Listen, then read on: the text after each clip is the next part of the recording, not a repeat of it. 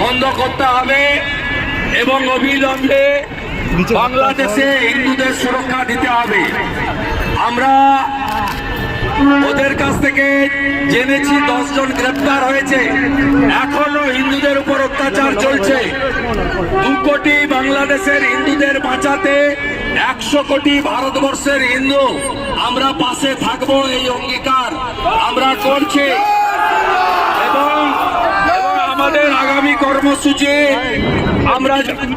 আমরা কমার্স বাণিজ্য ডিপার্টমেন্টের সামনে ধর্ণা দেব, যাতে 1 কেজি পেঁয়াজও ভারতবর্ষ থেকে বাংলাদেশে না যায়।